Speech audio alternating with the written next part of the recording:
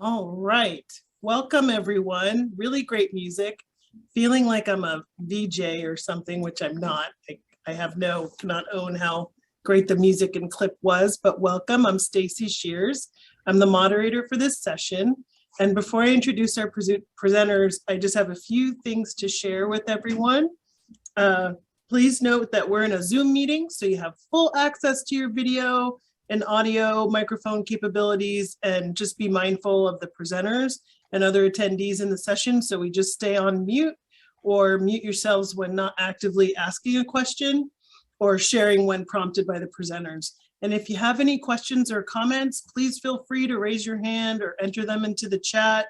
And as time allows, we'll share your questions with the presenters and they may monitor as well. Additionally, you may use the chat feature to share your thoughts with the presenters and each other. The session listing in the conference app details the session and includes any documents provided by the presenters. And the app also includes a short survey at the end of the listing. So we just ask that you complete the survey at the end of the session, as it's important feedback for our planning purposes. Thank you for being with us and enjoy the session. And it's my pleasure to introduce our presenters, Erin Pollard, Manager of Student Equity at Irvine Valley College, and Britt Cervantes, Program Coordinator and Community Education Specialist at UC Irvine, Gender Diversity Program Speaker. Oh, God. Oh, no.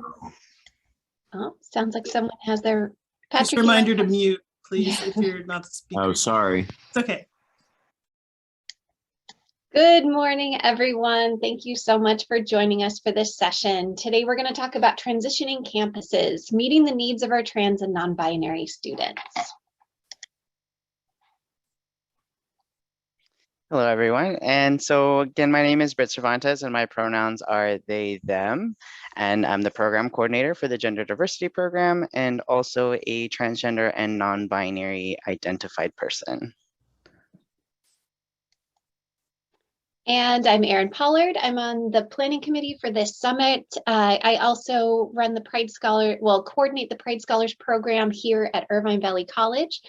Outside of what I do in the community college system, I also am a licensed marriage and family therapist, licensed professional clinical counselor, and have a private practice where I specialize in supporting LGBTQ+ people, most specifically trans and non-binary people. So what we're going to talk about today, just so we all have the same vocabulary for this conversation, we're going to do a real quick trans and non-binary 101 discussion, why trans and non-binary needs may be different from fellow LGBTQ+ community members, a little bit about COVID and how that has impacted our trans and non-binary communities. Laws, I think it's really important that we know what we need to do, especially if you're trying to get your campus to change. It's wonderful to know what we legally have to do. And changes on our campus, what we can do, and then how to stay connected with one another as we work through all of these changes.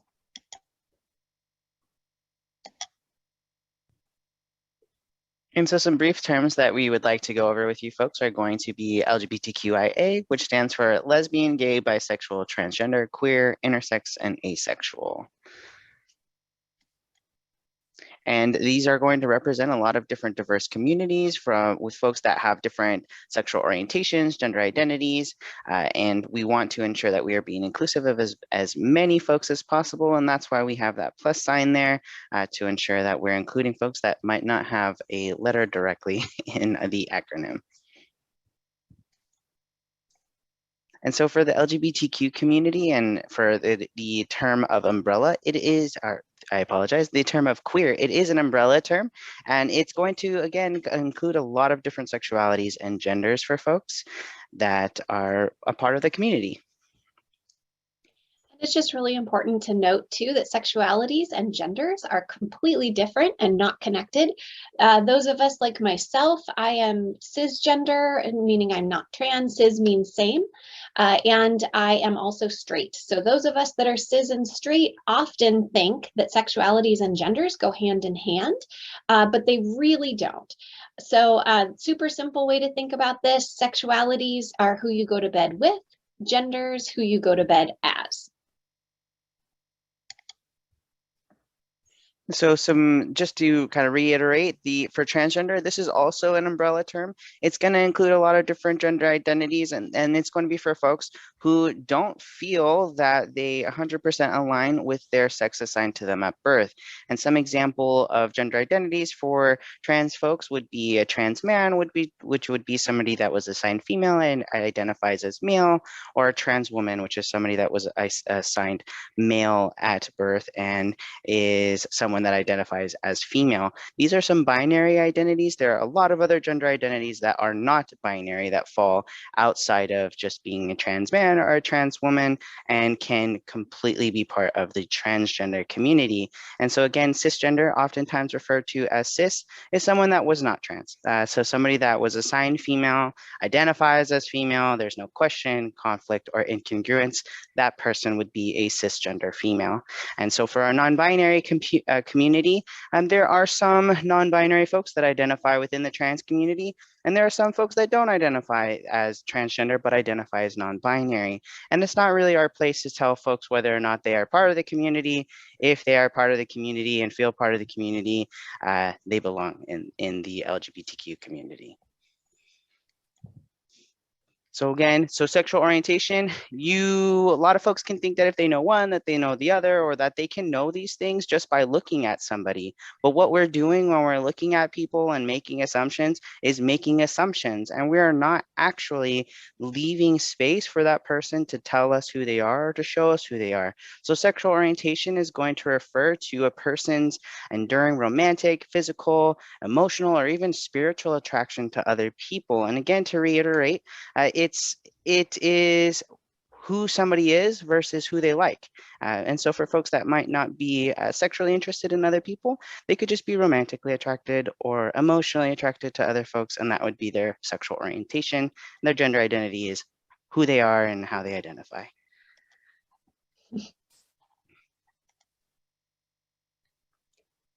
So we wanted to highlight that trans student experiences, and when I say the word trans, I mean that as widely inclusive as possible. They can be quite different on our campuses than their fellow lesbian, gay, bisexual counterparts. First and foremost, if you want to be known by your correct name, the name you use in your life, that requires a disclosure of telling people, hey, please don't call me this name, please call me this name. And it often requires that trans students are outing themselves just to be communicated with respectfully, right? And the same is true for pronouns too. When you share a pronoun with someone, and especially if the other person may have misgendered you initially, even just that interaction can cause our students to out themselves when they really would rather keep it private. The same is true for if you want to participate on a sports team. If you're going to go on a field trip and sleeping arrangements, often it comes up there. If you're experiencing housing insecurity and you are then talking with someone, you just need to find a safe place to sleep, that person will often be asking you about your gender. Or at the student health center, medical, it often comes up there. And there just aren't as many situations where that kind of personal, private disclosure is required around sexual orientation. So where trans students and our binary students are in a particular situation where they need us to provide extra levels of support to protect their privacy and ultimately their safety here on campus. In addition, social and emotional. So as acceptance and support of LGBTQ plus experiences, identities has become more American mainstream acceptance has become a lot more broad than it used to be in previous decades.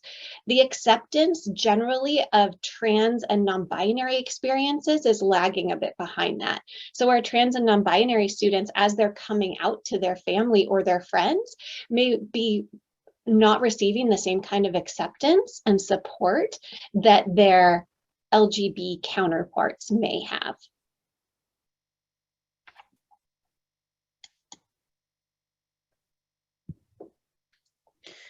And so here we're talking about the impact of misgendering. Of course, accidents happen. Folks can use the wrong name or the wrong pronouns for a person. It's just really important for us to be mindful about the fact that, yes, we're human and we can make mistakes, but we're also not going to be the only person that is misgendering or misnaming trans and non-binary people. You would just be another person that misgendered them that day. So here we have, these are actual quotes from students here in Orange County when asked how it feels for them when they are misgendered or when they are misnamed. So we got feedback that was along the lines of, my worst days are when peers and teachers call me by the wrong name, by the wrong pronouns. It shows me they don't care about me. I feel worthless and cannot concentrate after it happens. You know, the intention isn't to be mean, but that's how it feels to me. And when people misgender me, it makes me feel exposed, hurt, and not valued. So there's a couple things that can happen here. Is there's unintentionally making people feel invalidated, feeling unseen, and feeling hurt. And there's actually been some studies that have shown that for transgender students that are misgendered or called by the wrong name, it can take about 4 hours before they can really focus on anything else.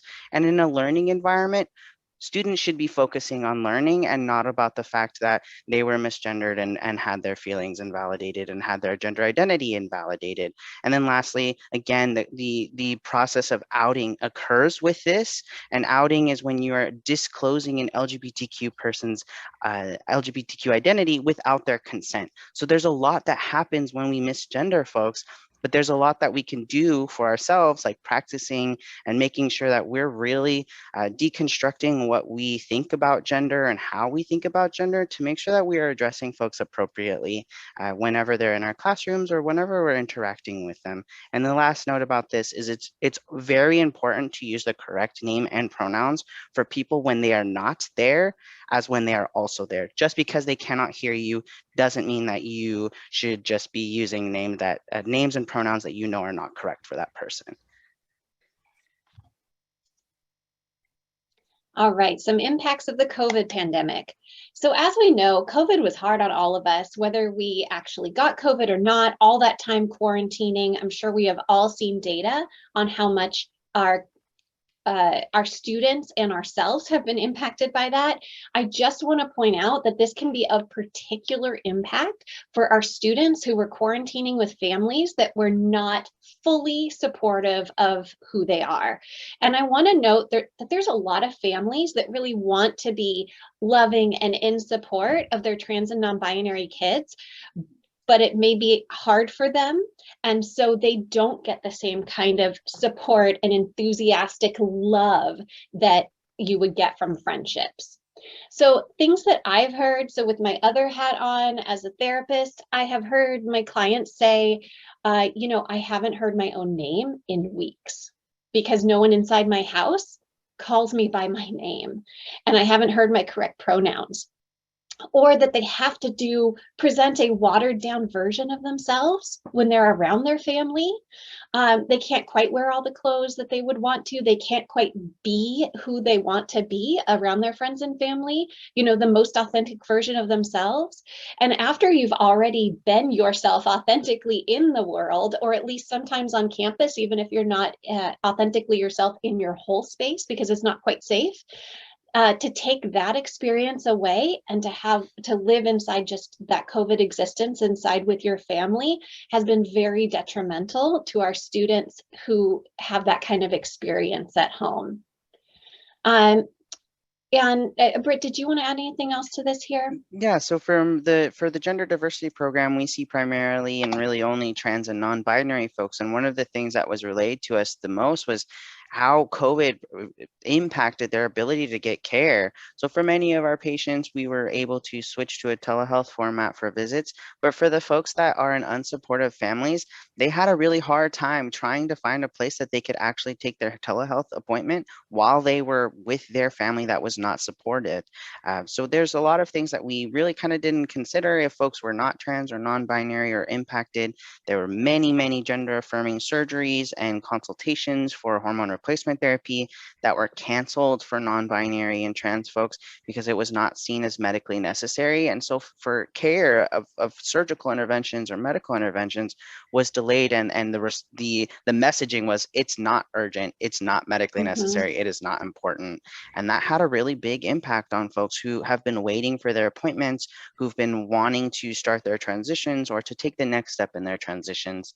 And then lastly, for social and support groups that were online, a lot of folks couldn't participate in them because they weren't able to, again, find the space to be able to access those things that they would have normally just been able to leave their homes and find support in those spaces elsewhere.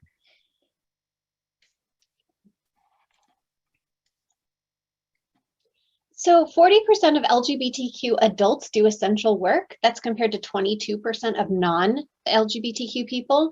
So what that means is, as that pandemic has started, we had more queer LGBTQ people that were doing the essential work, that were in potentially dangerous situations to contract COVID. Also, LGBTQ people experience poverty at higher rates even before the pandemic began.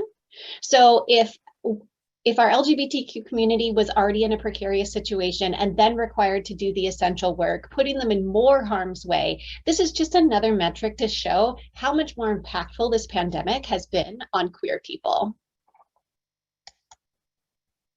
So again, just some more to highlight this, 64% of LGBTQ households experienced employment loss versus 45% of non-LGBTQ households. 64% of LGBTQ people in households where they or someone else had to leave the house for a non-healthcare work had serious concerns about their safety. Serious financial problems, 66% of LGBTQ households versus 44% of non-LGBTQ households, right? So you can see the ripple effect here that COVID has had on on our queer and trans identities in mental health, personal and emotional, in financial, in dangerous situations for catching our global pandemic and all of the repercussions that has caused. So right now, as our students come back to us, I'm not sure if your campuses have been open or closed. Ours were primarily closed for most of the pandemic. We only really fully 100% reopened back in February. So as our students are returning back to us, please think about all of our interactions and the support that we provide in a very thoughtful way, because it's been a very rough 2 years. Also, just to add a little bit of hope, because we just talked about real difficult things, please remember that just being one supporting adult in someone's life reduces suicide risk by 40%. And there are lots of other data points that are like this that show how much a little bit of support, dignity, and respect goes to help keeping our LGBTQ, in this case, youth, safe. So I'm going to go into laws. I could talk about laws for a long time, so I'm going to try to do it fast. If anyone has questions or comments or anything, please feel free to put your hand up. Please feel free to type it in the box, in the chat box at any time, because we cover a lot of ground in this particular presentation and we move from subject to subject. So if you're thinking of something while we're talking about it, please feel free. We'll keep watching. All right, so federal laws. This is a very short slide. So Title IX, it is important that you know that gender identity and sexual orientation discrimination is covered under Title IX. Sometimes faculty members feel like it is their authority inside their classroom to be able to choose how they want to educate. Title IX covers this, and that trumps that. Also, please make sure if your Title IX trainings, the mandatory trainings that we have, do not cover sexual orientation and gender identity and presentation, harassment and discrimination, please make sure it gets added in. And FERPA. So there is a case to be made that someone's trans identity is could be considered private medical information. I say could be because this would have to be tested out in a court of law, but there's lots of indicators in other laws that it can be seen that way, and that outing our trans students could possibly be a FERPA violation. All right, so we have some new laws. We were talking earlier about the funding. AB 132, that's our LGBTQ plus funding. If you haven't seen the funding memo, it is linked here. All of this is available for you in the conference app. You can look up how much funds you're getting for your district, and the funds have already arrived in our districts. So those are ready to go. AB 367, menstrual equity. So that's a California state law. And actually, I have a correction to this slide. It says must supply at least 50% of all restrooms with free menstrual products. It turns out the 50% rule only applies to K through 12. In higher education, we have to have at least one location where all genders can access this. On our campus, what that means is that in about 50% of the restrooms, we followed that rule more. Certainly in all gender restrooms, and then in my campus did mostly female restrooms, but then also some male restrooms. We have dispensers in there with free menstrual products. But for our trans and non-binary students, this is incredibly important and a great place to advocate for rights on campus. AB 1732, I really hope we have all done this. All single stall restrooms need to be converted to all gender restrooms. That includes every single staff restrooms, the ones hiding down the hall of faculty offices, everything. It also means it needs to be unlocked and accessible. It cannot stay locked and you have to go to the admin assistant to get a key to come back and open the door. It needs to be unlocked and accessible for all students. We have another new one, AB 245, affirming transgender and non-binary student names in college bill. So this means that we have to be able to let our students change their names on their diplomas without additional fees. So this is for legal name changes. So if someone went to, yes, AB 1266, I have that on my next slide. So if someone came to us, got a degree in a name and then change their name later, we need to create a very easy process without additional fees for them to change their names. AB 1018, LGBTQ plus support, student equity plans must address LGBTQ students. On our campus, we also interpreted that to mean that they're eligible for EOPS. So LGBTQ identity is one of the additional ways you can qualify for EOPS, along with being a full-time student and being financially eligible. Fair Employment and Housing Act, it says in there not using an employee's preferred name and correct pronouns may be liable under the act. This is just another place that the state is telling us that this is discrimination and we have to respect correct names. When I say correct, I mean the names that people use in their lives for themselves, not necessarily what's on a legal document, and their pronouns. California laws continued. Okay, SB 179. We have 3 legal genders in California. Do our data systems reflect that? Because I know ours don't, right? That's a big expense to change all of our data systems to have at least 3 categories, but it is being asked on CCC Apply, and we need to think about that in long-term planning as we're going to be moving forward. We need to be updating our data systems to include that. SB 179 also made it more less barriers for people to be able to change their names. You used to have to appear in court. You no longer have to appear in court. Also, parents who give birth to babies can now elect to have that third gender, which really stands in place for a non-binary or not decided yet. So if you go and give birth and don't want to select your child's gender, you can select that option. We may be seeing more students coming in with that third option just right off the bat. So this is something that we really need to think about because we're only going to see more of this in the future. AB 620, so that expanded the definition of gender identity in California higher education from just gender to gender identity. Again, the state is telling us this matters. We need to support our students in this way. Ed Code 66271, that one is a part of AB 620. I'm calling it out specifically because it says that every campus needs to have an LGBTQ plus liaison. And this is an old law, 2011, and I'm finding a lot of campuses still don't have them because it's kind of buried there in the law. please make sure that you do this, and that it needs to be published on our website or any sort of printed material we still create. If your campus does not have one, volunteer to be that person, and then it gives you a standing. When you go and advocate for your students, you can say, as the campus liaison, and then make your case. It's just another way to try to get change to happen on our campuses.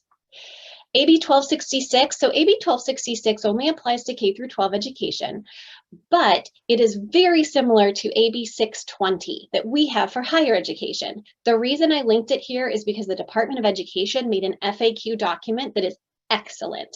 If you even just Google AB 1266 FAQ document, and if you don't want to wait to download this one, it comes up with incredibly detailed actions that we should take, well, for K through 12, in how much we have to protect trans students' identities. It goes into, if it's written down somewhere, the document where it's written down that a student is trans should be in the principal's office in a locked cabinet, and that them and maybe the campus nurse are the only ones who should have access to that information. And I know we have digital management systems, but that's the level of security we need to provide to our trans students who are disclosing their identities to us. And then I also mentioned we have mandatory sexual harassment training, and please make sure that we have gender identity and sexual orientation harassment in there as well. Okay, I know I went through that very fast, but thank you for hanging in there with me. I just think it's so important. Okay, so 5 areas of support. So I tend to think of, well, actually, let me back up. So often when I talk about LGBTQ support on campuses, people tend to think, I could, start a club. I could be the advisor for the GSA, because a lot of our campuses are starting at pretty much zero as far as support on campuses. And then if they're not really the kind of person that would be an advisor for a club that just doesn't fit their personality or their style, then they kind of are stumped. Well, what else do we need to do? There's so much that we can do. I have 5 main areas: direct support to students, faculty and staff training, institutional changes. That means everything from making sure that our bathrooms are updated and that those are available on the campus map, that we have an icon so students can actually find them, to hiring more LGBTQ plus faculty and staff members, policy review, and curriculum review and development. There are so many areas based on your personality type, your interest, and your skill set that you can contribute to this, and you can pick whatever fits you best. Britt, do you want to do this one? Yeah, so we looked at all of that legislation, but we're really kind of going to be focusing on actual implementation of legislation. So there's laws in place for folks, but as Erin was mentioning, there are laws that are fairly old that really still haven't been implemented. So we want to be thoughtful with the support that we're offering to trans and non-binary students. So this looks like our data systems, name and pronoun inclusivity, having third gender options for folks, and that not just on the forms that might be filled out, but where are you storing the data, and are there options for folks to have a non-binary gender marker listed there or indicated, making support visible and clear. And this is something that is actually a challenge for a lot of students that we have in our clinic setting, and also just as a transgender student myself, that I found challenging. Not knowing what support was even available to me made it difficult in trying to navigate my transition and trying to figure out information. So we have to make this information clear. We can have extremely excellent resources, but if we don't let students know what's available to them, it can make it difficult for them to actually access those things. So how do students know that who are the safe folks? Who are the knowledgeable folks? How are they going to know who can help them update their records? When your mental health resources and the resources that you're going to be using that are outside of your school spaces, have you done the work to ensure that these are going to be transgender affirming resources? Or are you just sending students without actually doing the work to ensure that they have been, that they've been that you've reviewed those resources, that you've checked to see if their staff has training, to see if they have options available for folks who indicate a third gender marker, or that their staff is going to use the correct language, and then embedding training everywhere that you can. Training is going to be something that can help folks understand what their legal obligations are to students, what their moral obligations are to students, and how to provide assistance to students that are trying to get access to other resources. And I just have one note on especially for housing resources. So the Basic Needs Center was just transitioned under student equity. So I'm newly taking that area over and really diving into all of those resources. It is very important for housing for our trans and non-binary students. If they're in a situation where they need supportive housing, we cannot just say, do you work with trans people? Everyone says yes. If you say, are you trans inclusive or are you trans affirming? The resources will say yes. The question we need to be asking is, how will you decide where this student is housed? Because the answer to that is usually a question about their genitals. And if that is the answer, that is not appropriate and you cannot send that student there. If we offer these resources and we provide our students somewhere that is unsafe, they're not going to trust us again and they're not going to go there, and we're going to just make everything worse. So it's really important that we thoroughly investigate these resources by actually asking about how they're going to place people and how do you ensure safety and what happens if there is a problem. Those are just critically important. So this is a long list of ideas of things you can do under the umbrella of direct support to students. I am not going to go through every single one. I put these on here, so if you want to download the presentation, you have the full list. We promised you a list of action items in this presentation, and I wanted to make sure that we delivered. These are the kind of things I think we often think of when we talk about LGBTQ support on campus, things that are direct to students, and that is incredibly important, but there's so much more we can do. So faculty and staff training, also this could be student training. I love to offer a training to our student government and to clubs and anywhere else I have a captive audience that I can do this. If I'm invited to speak in classes, I love coming in and doing that anywhere that I can to try to get that learning in. And the idea from, I think it was Hawk who's in here right now, I think, to sprinkle this training in lots of different areas. That is my new mission. I am so all about that. I've been thinking about creating 1 or 2 PowerPoint slides and offering it out to the campus. Hey, would you like to include this 1 or 2 slides in your training about something that's totally unrelated? And we can sprinkle in a little bit of knowledge of how to support and how to change ourselves so we can better serve our students. Institutional changes. Okay, just a note again on all gender restrooms. Our campuses are all created differently. Some of us ended up with lots of all gender restrooms. Some of us ended up with virtually none. And we're a small campus. So this is our campus map right here. So we had a lot of single stall restrooms just because we have small buildings.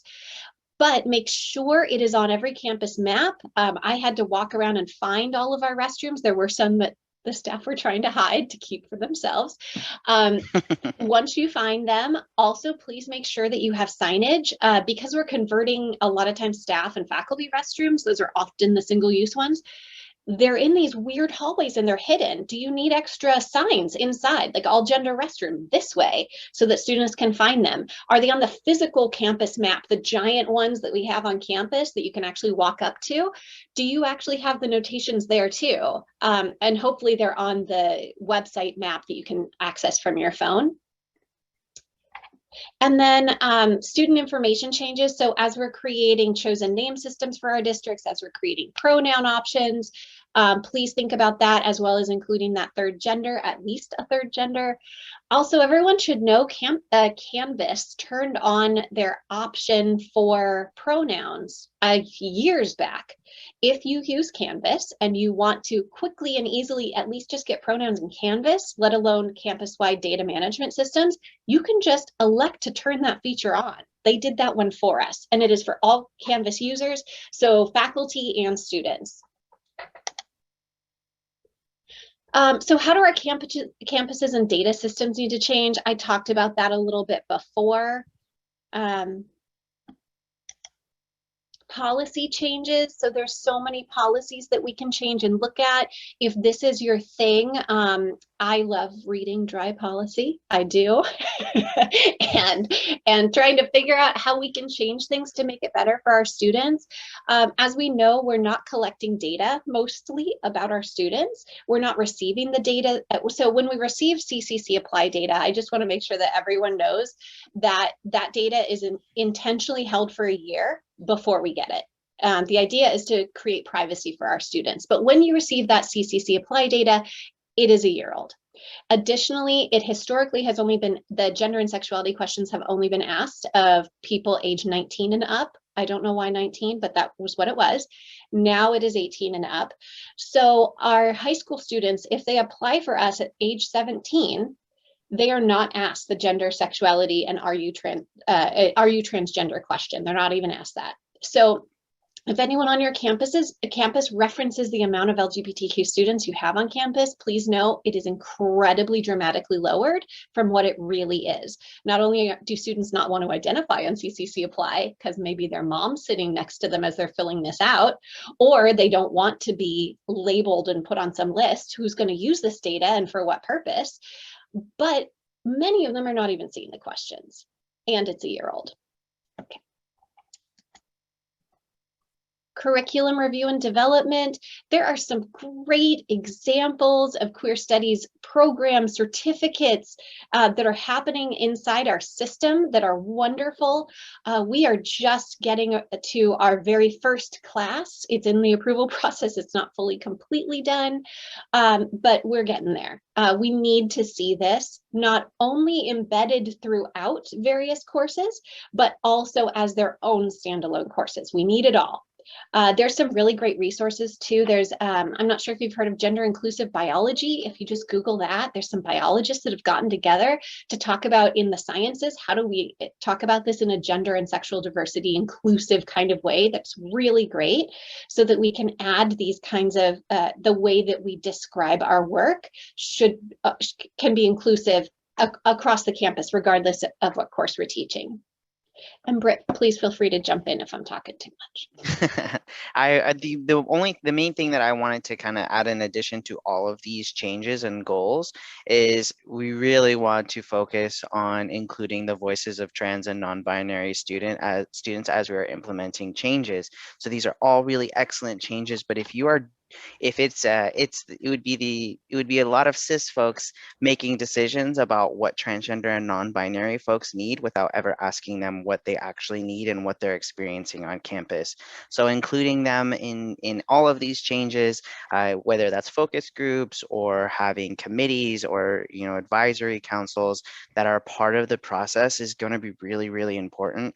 They might be hesitant to provide information, but if students are engaged and they have an opportunity to make a difference, there are going to be a lot of students that are going to be interested in helping implement these changes that are going to specifically address the challenges that trans and non-binary students experience on campus.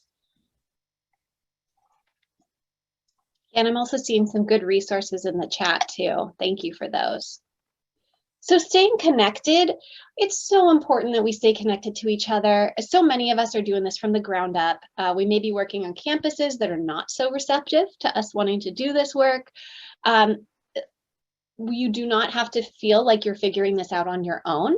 So not only is there this wonderful summit, and hopefully you went to your regional event yesterday. If not, we can still get you connected to your region.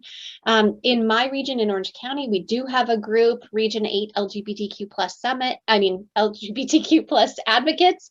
If you'd like to join my group, please email me. I would love to add you. Let me just add my email right here. Okay. And also in Orange County, we have another group called OC GAP, Gender Affirming Professionals, that Britt runs. And is fantastic. I bring that up because there's a lot of communities that exist to support one another that are very hard to find.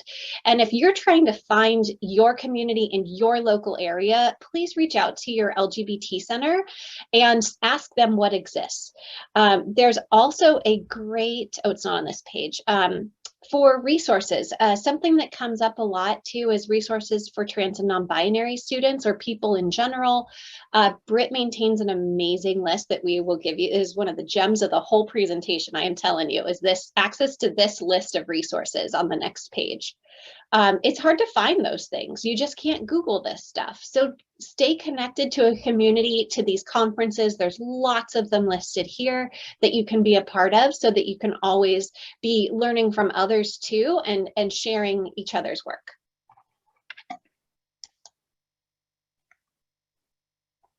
Brett, you want to do this one? Yeah, so for the resources, this is going to be a really, really important part when it comes to providing support. Students are not just existing on your campuses. They are going and existing at other places. They have homes, they have lives that they have to return to. Folks are working, folks have to access healthcare. And so when it comes to maintaining resources, we want to have resources that are not only on campus, but off campus as well, depending on what a person's needs might be. So the gender diversity program, we primarily provide resources that are clinical, but again, patients don't just live in the hospital, they live outside of the hospitals, they experience their daily lives. So for our digital resource document, it is a list of resources that I have been maintaining for several years. It is the resource that I use to try to navigate when it came to navigating my own transition. And so I've kept these resources and I have turned it into a digital resource document that is live. So if you folks have the link, you will always have the most current version. We are very regularly adding to it. So please, by all means, feel free to access that resource list and share it with folks. There are resources from primary care physicians that are affirming to providers that prescribe hormone replacement therapy. If folks are looking for social and support groups or mental health providers, that'll write a letter for them if they're trying to access medical interventions. This has lots of resources available. And if there's something that you don't see and you need, by all means, please feel free to reach out to us. We are always happy to look for resources, and it just gets added to the resource list so that other folks can access that in the future. Some other social support resources that are available to folks would be PFLAG. So that's for parents and families mainly, or for folks that love LGBTQ people or are wanting to become more affirming and really kind of find space and connect. Transgender Law Center has a very comprehensive document called ID Please that provides information for folks that are trying to get their name and or gender marker changed on any California state documents, as well as providing guidance on federal documents like passports. Healthy bodies and safer sex. It's important for us to take care of our bodies, even if we feel dysphoric around some body parts. And then if you're wanting to use some gender inclusive imagery, which you folks saw throughout our presentation, the Gender Spectrum Collection has a lot of stock photos of gender diverse and gender inclusive folks that can be used so that we can have some more representation when we're presenting about the LGBTQ community. And also the LGBTQ inclusive images, a lot of the images that we used, including this one right here, is from a totally free resource that Britt shared with me. So if you are looking for images, there's student images, there's, you know, several different categories. This is at least a place to start too. Please make sure, I know that this is kind of ground level, but as we're creating our digital marketing, our presentations, things that we do, we have to make it visible that LGBTQ plus people exist and are here. I often think, you know, if a queer student walks onto my campus, how would they know that they're safe here? What would they see? What would they interact with? Who would they interact with?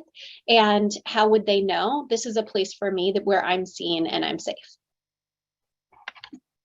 Also, there's some comments in the chat about the presentation and PDFs, and are the links clickable? I'm pretty sure they are, but if they're not, I will just, links are not clickable. Well, darn.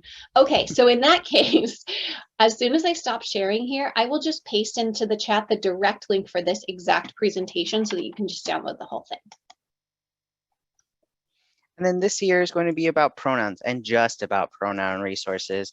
A lot of folks can have a hard time with gender neutral they, them pronouns and or other neo pronouns that folks might be using. And this is a resource slide dedicated specifically to pronouns.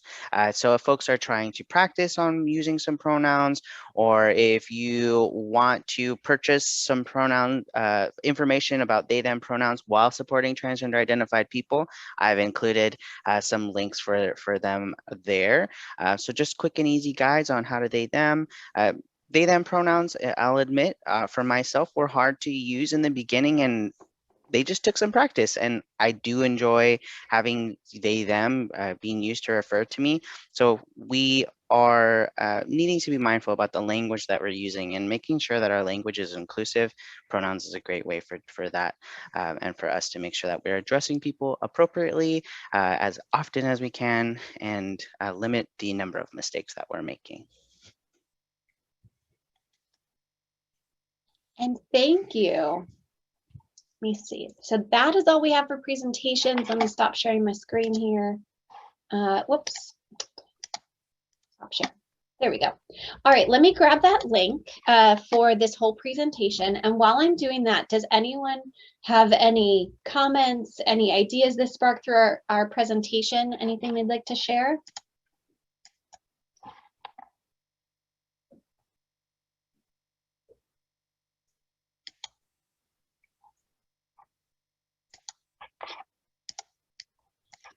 Looks like there's some questions in the chat. Kelly just popped one in, if you guys see that. Let's see. What are some gender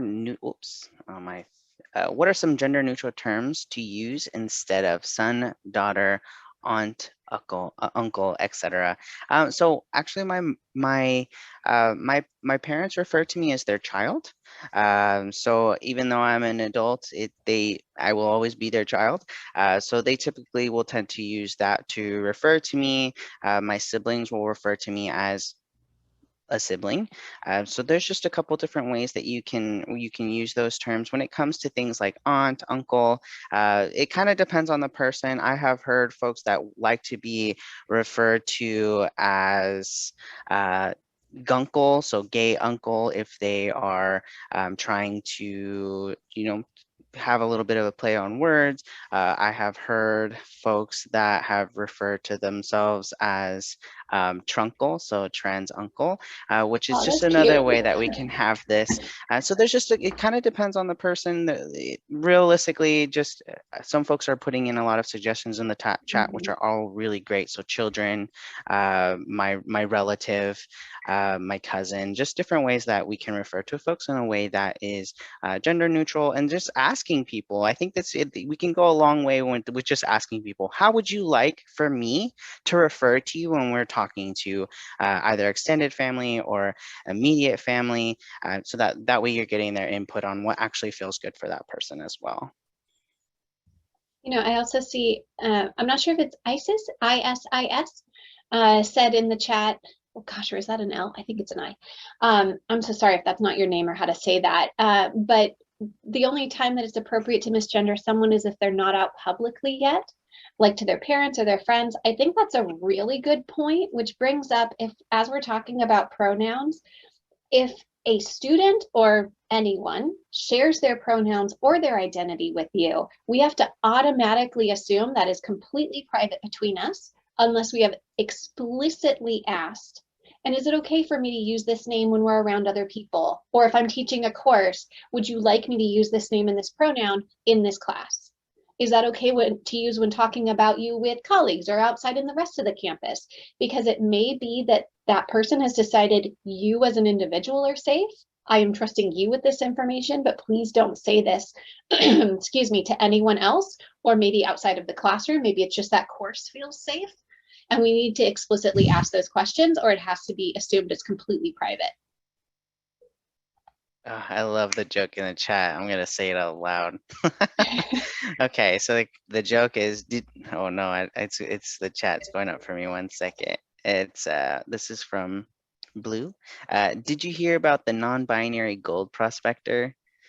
They dug up a fortune in their heels. Very good. Awesome. I'm gonna save that one. Okay, and let's see if there's any other questions in the chat for And today. Stacy has you have your hand raised too. I know I'm not supposed to probably ask questions, but I No, do. go This for is it. so rich. So I'm thinking about a couple of things from what I heard from you and what I read in the chat.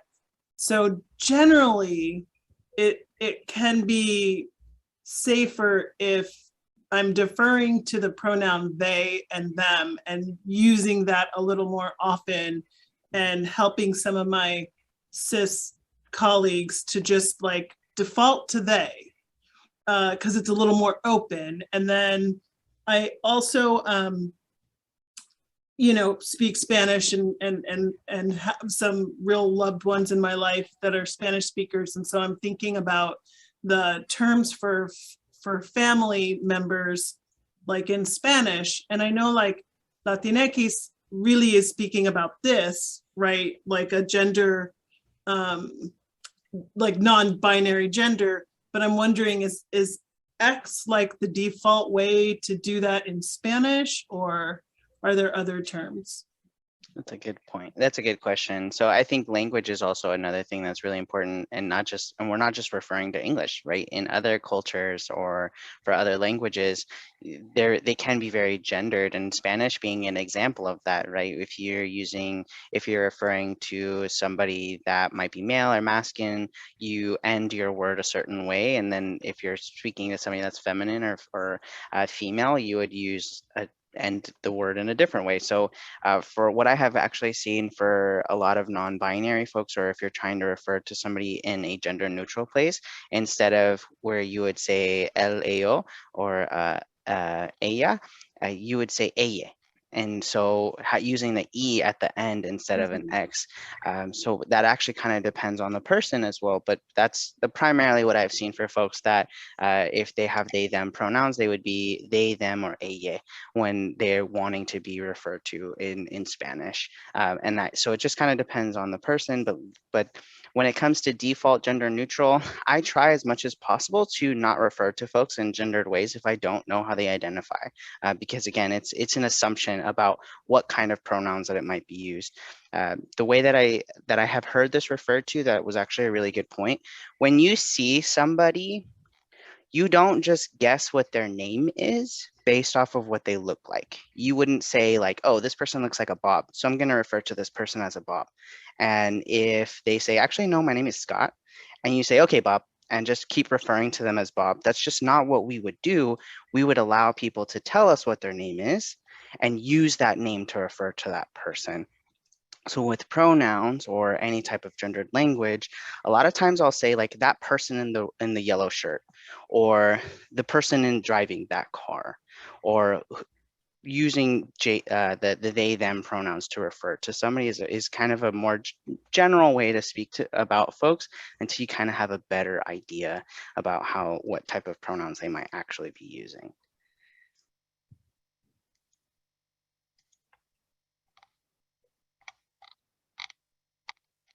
And there's some comments in the chat too about a first day or pre-class survey. I think that's wonderful. I have here, I'm gonna put the link to mine. I no longer teach, but I did until not so long ago. So this is kind of old. Yeah, and just including questions too about if you're going to ask about names and pronouns, just ask about, is this just between us or is this for everyone? I also include basic needs questions. I do see a hand raised, yeah. Hawk. Thank you for saying what you just said about using they, them as the default for when you don't know somebody's gender. I take it a step further and I kind of intentionally mess up and then correct myself publicly. And I'll say, I was at the grocery store and I saw this person getting the strawberries and I don't know their gender. So they did this, that, and it becomes like a tiny little teaching moment you can sprinkle into wherever you are. Yeah, that's a really great suggestion. I think I definitely think it's an important thing to kind of be mindful about and really just highlight the way that gender neutral language is. It takes practice, but I think that a lot of folks can get there with just taking the time and putting in that effort. Any other questions for folks? Okay, I'm changing the settings. I now realize that the Google form is not accessible. Also, here's a Canvas, how to select your pronouns. Someone was asking about how to do that. There's a link. All right, where's my settings? Aha. Excellent. And just in case folks are missing in the chat, the link to the presentation has been added to the session. So you folks would be able to access the slides and be able to get access to all of the links that are available. Please feel free to email me if you ever misplace that gender diversity resource. I'm very easily searchable. So if you lose my email too, just look me up.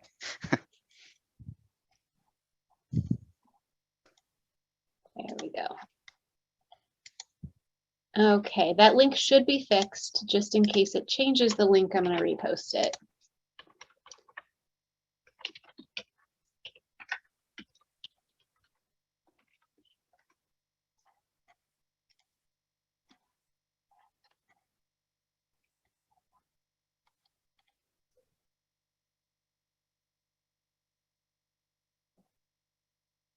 Yeah. Chelsea, it says, hi, Erin, do you know how to enable it on the admin side of things? Hoping to send out. Are you talking about enabling pronouns in Canvas? Yeah, hi, Erin. My name's Chelsea. I work at Copper Mountain College. Our IS department was just seeking some, we have a rather new Canvas administrator who doesn't know how to change the settings to enable it. So I was hoping to kind of seek some guidance as to where it could be found on the admin side of Canvas. Does that make sense? Yes. And I don't know, but let me put my email in here because I am sure. Just send me an email. I feel like our tech support would be happy to have a conversation with whoever, on your campus for how to do that. Because I just don't have access to see it. So I don't know what that looks like. Yeah, see, I'm in the same boat. I work in student services. I have a Canvas page. I can see Canvas, right? But the back end of Canvas is kind of like this mystical curtain, right? That doesn't make a lot of sense to me. So I'll shoot you an email. Thanks so much. Mm-hmm.